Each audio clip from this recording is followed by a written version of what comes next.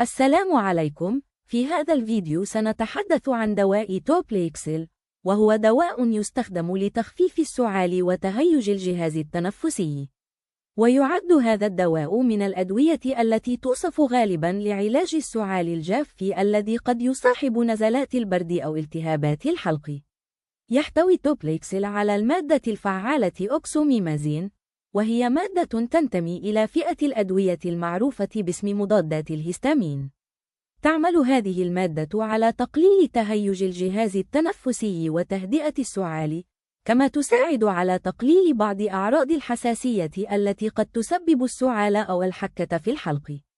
عندما يحدث تهيج في الحلق أو في الجهاز التنفسي، قد يؤدي ذلك إلى السعال المستمر أو الجاف، وهو سعال قد يكون مزعجاً خاصة أثناء الليل.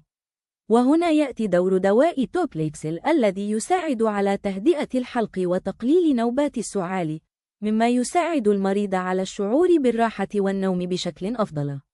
يستخدم توبليكسل في علاج السعال الجاف المرتبط بنزلات البرد أو التهابات الجهاز التنفسي العلوي. كما يمكن استعماله في بعض الحالات لتخفيف السعال الناتج عن الحساسية أو تهيج الحلق.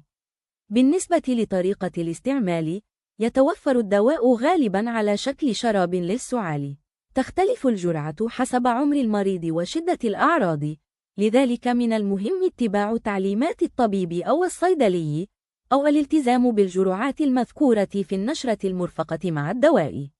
من المهم أيضاً معرفة أن هذا الدواء قد يسبب النعاس، لذلك ينصح غالباً بتناوله في المساء أو قبل النوم. كما يجب تجنب قيادة السيارة أو القيام بالأعمال التي تحتاج إلى تركيز بعد تناول الدواء. أما بالنسبة للآثار الجانبية، فقد يسبب توبليكسل في بعض الحالات النعاس، جفاف الفم، أو الدوخة.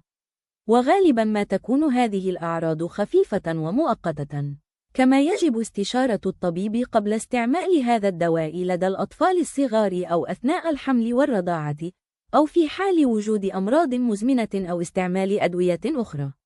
في الختام، يعد دواء توبليكسل من الأدوية التي تساعد على تهدئة السعال الجاف وتخفيف تهيج الحلق، لكنه يجب استعماله بالجرعة المناسبة ووفق التعليمات الطبية للحصول على أفضل نتيجة.